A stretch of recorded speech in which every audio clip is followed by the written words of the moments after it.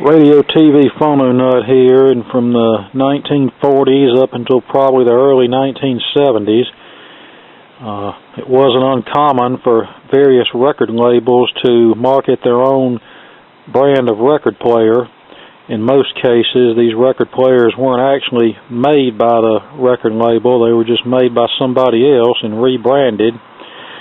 The two biggest ones that come to mind are Decca and Capitol, but there were others that are sometimes not so easy to find today, such as King and MGM, and I'm trying to think of some others. They won't come to me right now, but this one here is somewhat of an oddball. This one is branded Soma, and that was a little record label from the 60's. I think eventually they were taken over by Pickwick International and pretty much became an oldies reissue outlet at that point. This record player here, I would say, is probably from about 66, 67, somewhere around in there, and made towards the tail end of the tube era. This one uses a single tube amplifier, and most of the internal components are Japanese. It uses a standard 4-speed Alliance mechanism with a metal turntable, which is nice. By the time this was made, most of these types of players used a plastic platter with the little dots on the platter. This record player, I've already checked it out. It's pretty much going to need everything. The amplifier needs to be overhauled, filter caps, bed, etc. The motor and turntable turn, but of course all that will need to be redone. The foam rubber mat that is vaporized, it's no more. And that's one thing I don't like, is those foam rubber mats that disintegrate and crumble apart and leave little pieces sticking to your records, and then it's a pain in the butt getting all this residue off of the platter. They even use those mats on some of the talking book machines for the visually impaired, and I remember even in the 1980s when some of those machines were less than 10 years old, the pads would be flaking off of them, and the reason they use those pads is because a lot of the material was on flexible disc records, and they needed some kind of pad to keep the record from slipping on the turntable. The cartridge is bad, which is a Varco 3-volt turnover crystal cartridge, one side for LP, the other side for 78. And cartridges are the biggest issue with these single tube amplifiers. I don't know why Fansteel doesn't market a new replacement line of turnover 3-volt crystal cartridges, because there's still literally millions of these things out there, and presently the only way you can replace the cartridge is to either find a new old stock one that's still good, and that's getting to be very expensive, or somehow cludge in a modern lower output stereo ceramic cartridge and either deal with low output or build a preamp stage on the existing chassis. I figure the reason they don't make these types of turnover cartridges anymore is because the tooling used to make them probably no longer exists. I don't know exactly when Astatic stopped making replacements for these. I think they still made them as recent as the early 80s, but I don't really imagine they made them much later than that, because by that time people were not going to bother having a 15 or 20-year-old phonograph repaired, and at that time such a record player was just considered outdated, obsolete junk. It wasn't something that was considered a collector's item. So I guess we'll get it down on the bench and fix the amplifier and go through the drive mechanism, and then we'll decide what we're going to do about a cartridge. As you can hear, the filter cap is about gone.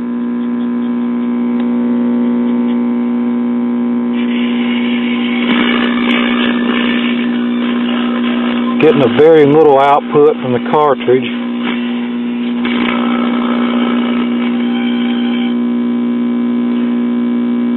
So yeah, let's open it up and fix the amp first. That'll be the easiest part. Alright, here's the amplifier. As you can see, nothing to it hardly. The filter cap, our chassis isolation capacitor, our last generation style of selenium rectifier, a couple of resistors and volume control, and that's about it. Our front mounted speaker that needs to be reattached. Looks like a 3x5, I think. 90 volt AC motor that's wired in series with the tube filament. So yeah, let's just go ahead and get to this. Change the filter capacitor and this isolation cap, clean the volume control, and then we'll check our resistors and probably end up changing the selenium rectifier over to a silicon diode, and then that should take care of the amplifier. Here's our filter capacitor, just a standard 50-30 variety like you'd see in a 5-tube radio. Cosmic Condenser Company, New York. And I think this 704 is a date code, probably the 4th week of 1967. And that sounds about right. And yeah, this thing is basically dead. The 50 microfarad section is reading 0.4 microfarad, and the 30 microfarad section is reading 3.2 microfarad. So yeah, this thing is well past its point of usability. Alright, two new ones, a 47 and a 30. One's rated for 200 volts, the other one 250. Even though the original capacitor was rated for 150 volts, with this having a solid state power supply, I want to go up to at least 200 volts, because when you first turn the unit on, before the output tube starts to conduct, that B plus voltage is going to ramp up there close to around 170 volts, somewhere around in there. And the older style filter capacitors could take that excess voltage at least for a few minutes. These newer capacitors, not so much. When they're rated for, say, 200 volts, that's what they mean. They don't want to see more than 200 volts applied to them, or they won't like it too well. I checked both the resistors. They're well within tolerance, so they can stay. Okay, I have the chassis isolation capacitor replaced, the second filter capacitor permanently installed. The first filter capacitor is in temporarily with the meter connected.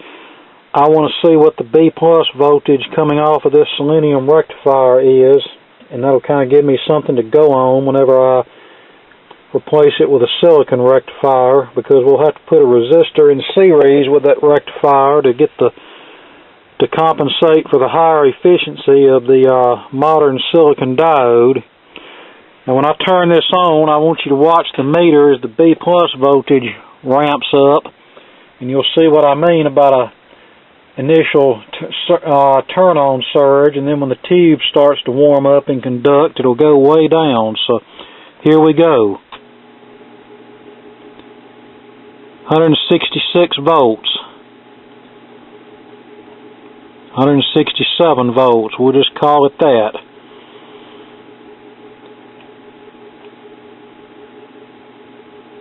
And you see how long that's starting to drop down, because the tube is starting to warm up and conduct. So we'll give it about 20 seconds warm up time now to see what it jumps down to. It looks like about 149, 150 volts, so that's what we need to shoot for. So yeah, even had I used 150 volt capacitors in here, even with the set in operating condition, that first filter capacitor would have been running right on the edge of its rated working voltage there. So yeah, when you replacing capacitors in something like this, a radio or record player or TV that uses a solid state rectifier with tube circuits otherwise, it's best to go up on the working voltage of your replacement capacitors. Okay, that concludes it should conclude the amplifier repair, and since I'm running short on terminal strips, I had to be a little creative. I'm using the selenium rectifier for the AC for a terminal tie point for the AC input. Of course, the output is disconnected, so what if this thing shorts? It's an open circuit. It's not gonna cause any problems. So I wanted a 22 ohm resistor between our AC input and the anode of the 1N4007. I didn't have any of those left, so I just put two 47 ohms in parallel. And then coming out of the diode, the cathode band, we have our output transformer B+ input, and then this dropping resistor which provides screen voltage to the output tube, and then our two filter capacitors, one coming straight off of the rectifier and the other one coming off of the screen grid of the output tube. So let's plug it in and turn it on and measure our B+ voltage and see how much higher it is, if any, than what we had originally. Normally I would have taken my resistance substitution box and just clipped that in and started out at, say, 82 ohms and worked my way up or down until I got a value that was maybe just slightly higher than what I was measuring with the selenium rectifier still in place. Alright, let's turn it on. That 4 volts is the little charge you see on the filter capacitor. 173 unloaded. So we'll let it warm up and see what it drops down to.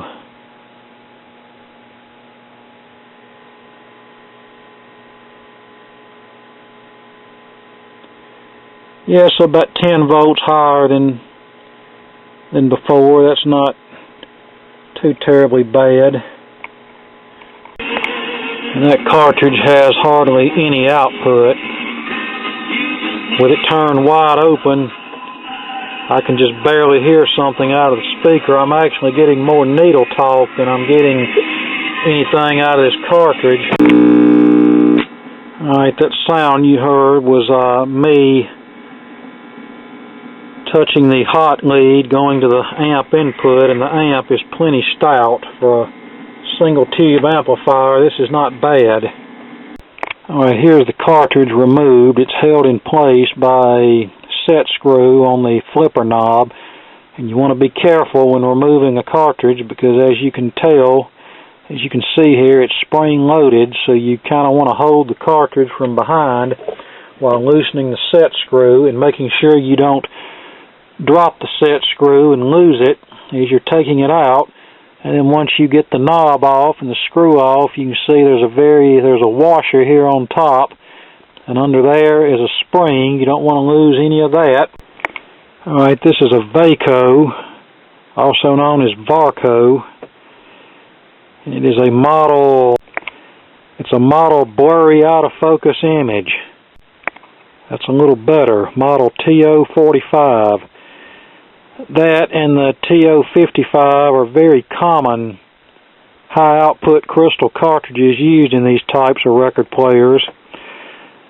I've probably got 10 or 15 such record players around here that need cartridges like this, but the last time I looked on eBay, there was only a very few of these listed as new old stock, and they were in the $50 to $75 range, and I will not do that. If I have to kludge in a modern fan steel P228 stereo cartridge and either live with low volume or add a preamp stage, then that's what I'll do.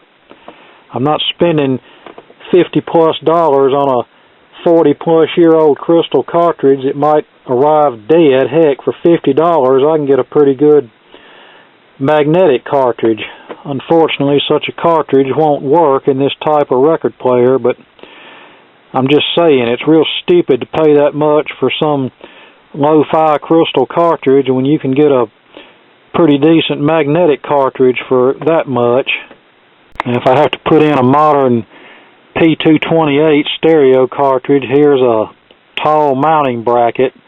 Now, of course, this tone arm does not have provision for the standard half-inch screw spacing for mounting, but I can usually wedge these brackets up into the tone arm. Sometimes I have to sand down the sides of the bracket to make it fit, and then I can use some silicone or epoxy or whatever to hold it in place, and then we can epoxy the front flipper knob back on, so for appearance purposes, so you won't have this ugly hole here. And then we'll most likely have to remove links from the counterbalance spring to lighten the tone arm down to about 5 or 6 grams versus the probably 10 or 12 grams that it would be otherwise, which is the standard tracking force for these old crystal cartridges like this. Technically, it would be better for the records for me to install a new cartridge, lighten the tone arm, and add a preamp stage, but if I can somehow find a cartridge like this for a reasonable price and keep it original, then I'll go that route. But I'm not paying $50, $60, $70 for one, you know. About 20 or 25 bucks is about all I'm willing to go for a new old stock crystal cartridge, and that is only if it's guaranteed to be good whenever I get it.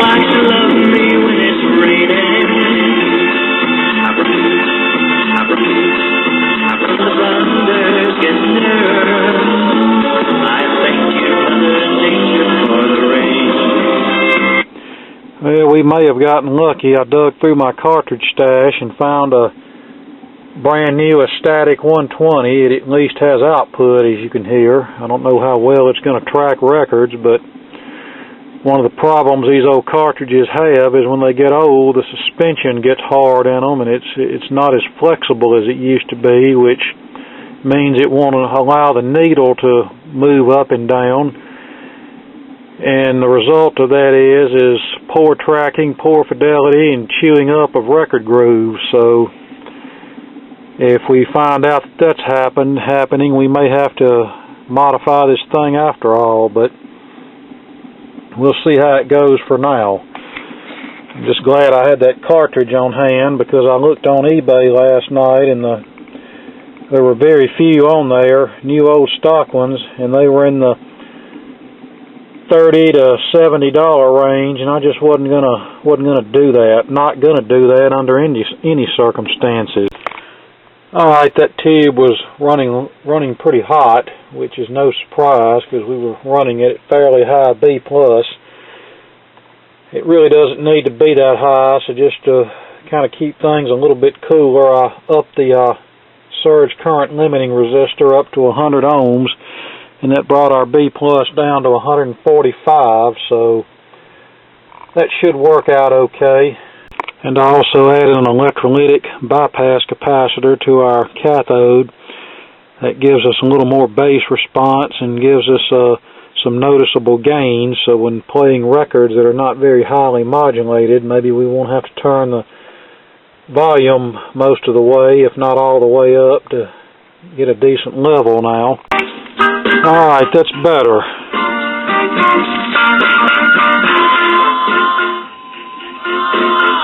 Now we need to address the speaker and address this drive mechanism, and then we ought to have a good working record player. And looking at the speaker, I noticed it didn't sound just right, and yes, it has a rubbing voice coil, which seems to be common with these El Cheapo Japanese speakers. So now I need to see if I can repair this or find a better quality speaker to put in it. Given the cheapness of these Japanese speakers, I might just find a better quality speaker to put in here. Okay, I dug around through my junk and found a more recently manufactured C&T brand Chinese speaker out of some modern piece of crap. a 4-inch speaker, 8 ohm impedance. The original is 3.2 ohms, but in this application I don't think it'll make that much of a difference. Fortunately, this 4-inch square speaker fits on the bolts here where the original speaker fits, so that should work out fine. The only problem was the original output transformer was screwed to the other speaker, and they don't give you a space on these newer speakers to mount an audio output transformer. So I dismounted the transformer from the old speaker it was screwed on, but that wasn't as easy as it sounds. One of the screws for some reason had stripped threads and only wanted to spin and not come out. Well, long story short, I ended up mutilating the other speaker. I didn't want to, but I ended up having to get the screw out, but I got it out, and I mounted the transformer here on the chassis. There was already holes drilled to accommodate an output transformer, and then I shortened up the primary winding leads a little bit so it would look neater, and then the secondary winding leads was just 2 pieces of solid wire coming off the secondary, and it's really not a good idea for those to just be dangling in mid-air, so I soldered my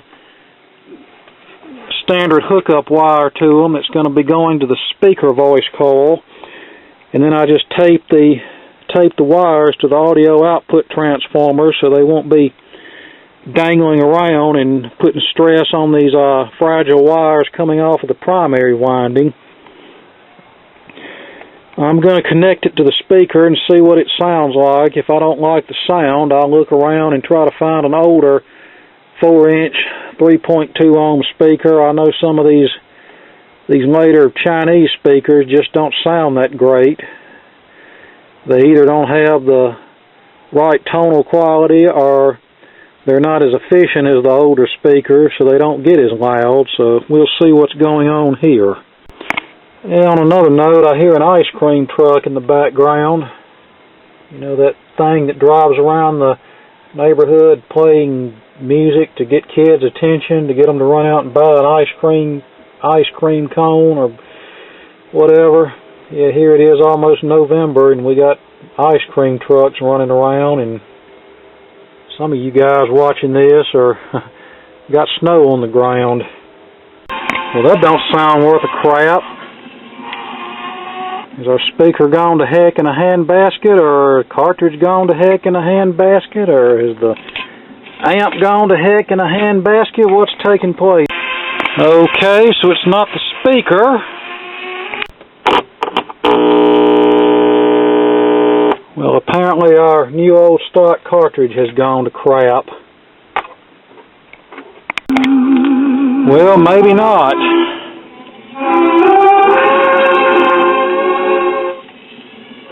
I'm through, you're here, I'm through with you. Alright, it does better with 78s, but I can tell you that cartridge it's not in the best of condition, and I'm still not convinced that dropout we had a while ago was due to this cartridge, so we may have to modify this for something else.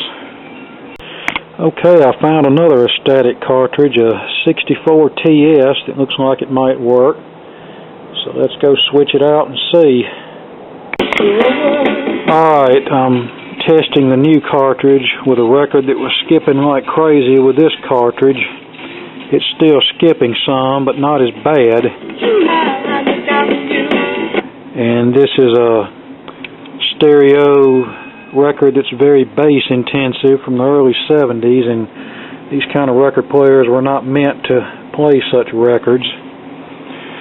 I also removed the cathode bypass capacitor. It really seemed just a little bit too hot with that in there, so I just took it out. This uses a 25 EH5 output tube, which has higher gain than the 25 C5 variety of tubes, so we're just going to leave it like it is.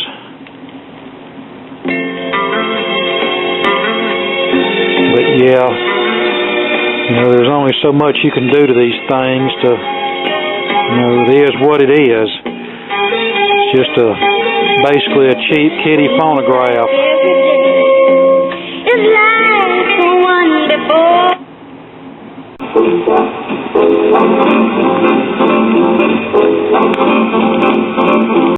When honey gets through, her eyes get gray and cloudy, then the rain begins to fall.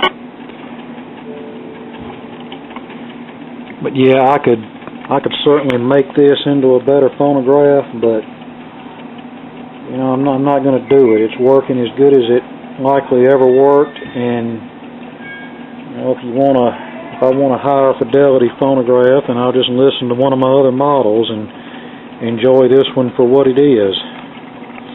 Alright, now we need to take the drive mechanism apart and clean and lubricate it. I'm not going to throw that other cartridge away because it very well may work better in something else, so I might use it for a resurrection or something.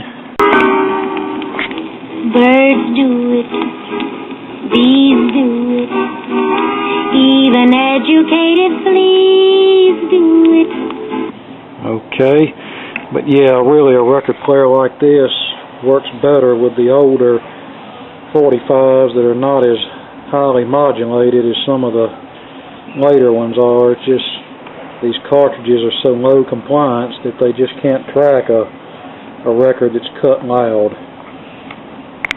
We're doing a little switcheroo. We have this GE Playmate from 1970. It's a 4-speed model. They made an automatic version, the Swing Mate, but this is obviously the one, the Playmate, with a manually operated turntable. It also has a dead cartridge, I do believe, so I'm going to try the first cartridge that we had in that other one, put it in this one, and just see what happens. Good, we have noise. Let's see how we perform now.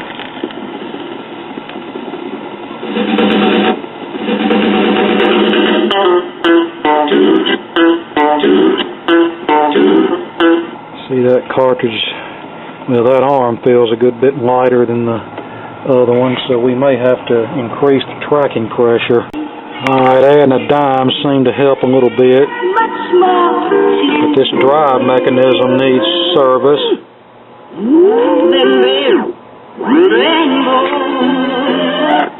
But that'll all come later. I just wanted to go ahead and put that cartridge in there so we could see if we could use it, and I think it'll be a viable.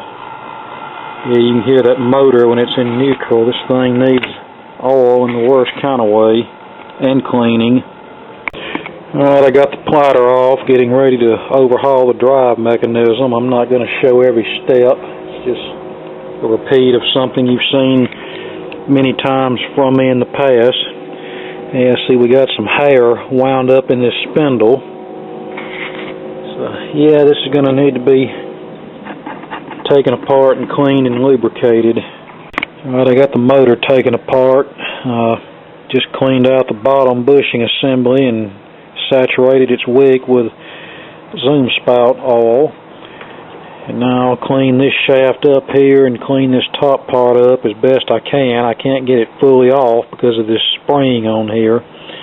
Well, I could if I really needed to, but that spring is such a pain in the butt to get back on. I usually just don't even try to take it off, and then once I clean it up with a rag and alcohol, then I'll saturate this top wick and bushing with zoom spout, and we'll put it all back together. Now, when taking the motor apart and putting it back together, I like to hold it like this with a finger on each screw head to keep the screws from falling out and me losing all of the hardware.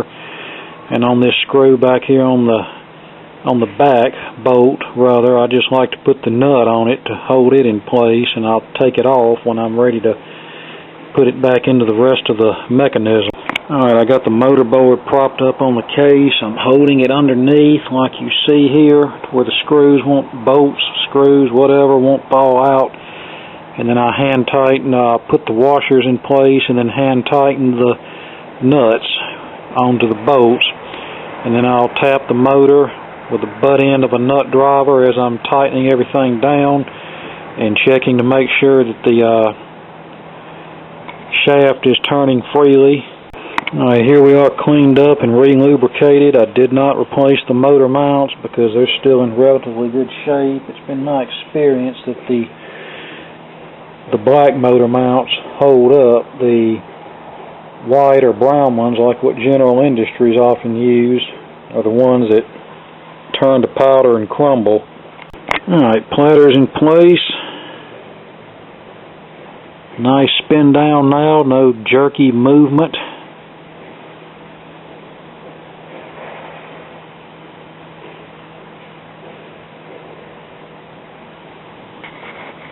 Let's put it in gear and see what happens.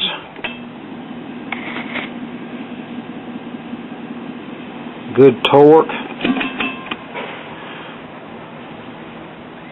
Even on 16 we've got good torque. So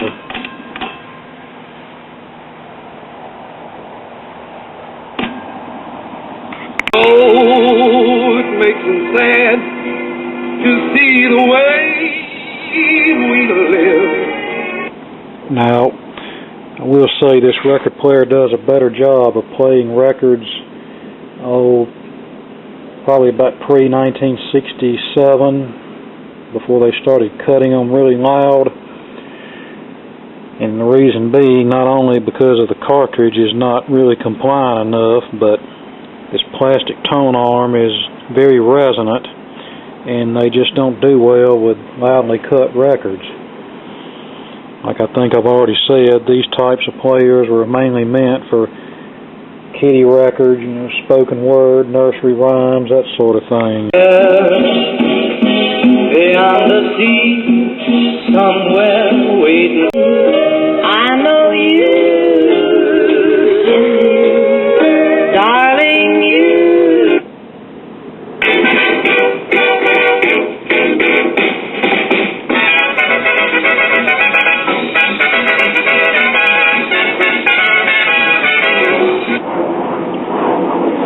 That's one of those cheap knockoff records with 2 songs to a side.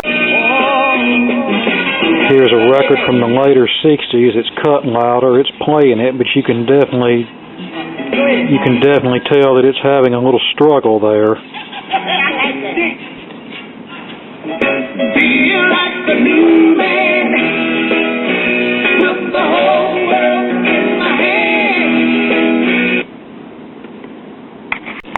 Here's a stereo record from the disco era, just to demonstrate that these don't do well with later records.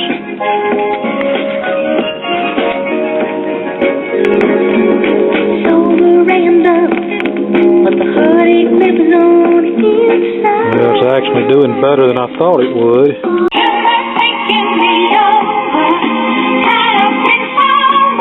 Well, maybe me cleaning the mechanism and the platter running smoother now had something to do with that, but it's definitely doing better now than it did earlier with that same record. But still, I would not advise playing bass-heavy stereo records on something like this, and especially if they're records that you care about preserving, because these are not very gentle on records. Yeah, this one's not going to do well, I can tell you.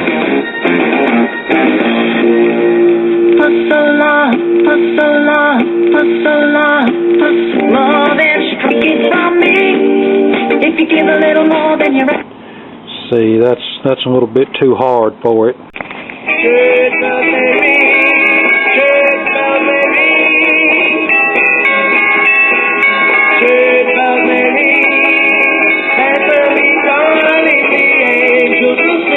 His own power of imagination. Yet he seemed to understand the 16 RPM better than those who had actually been present at arms. Mono LP. And we're definitely going to have to put a pad on the turntable, because without the pad the record is scraping on the tone arm rest. I've got a 78 sitting under there at the present time.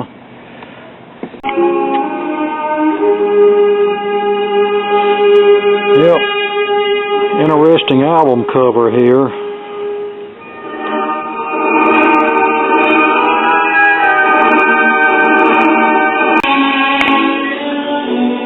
beat-up copy of South Pacific.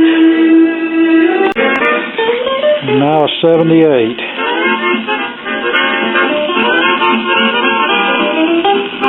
Rabbits went courting their diamonds and pearls. They put the favorite to shame. Moon that shines tonight. There's a new moon, so hold me tight. I'll sail my ship alone with all the dreams I own, drifting out across the ocean blue. Now the hardest part is going to be scraping all of this crap off of the turntable platter, and then we got to find a new mat to put on here. Okay, I dug around in my junk and found a pad on a 70s Newcomb school record player that's probably going to get parted out. Case is kind of challenged on it, so we're going to just glue this on there and be done with it. Alright, here we are with the new mat glued on, and it's ready to go. Melancholy over you.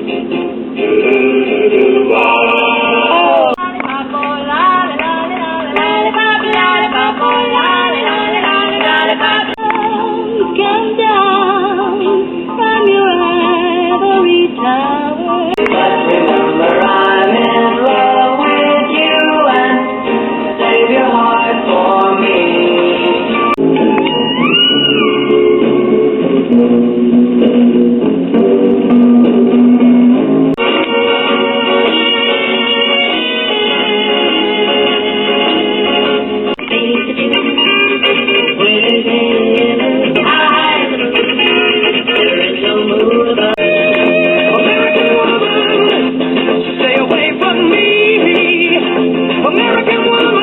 Folks just called him the Reverend Mr. Black.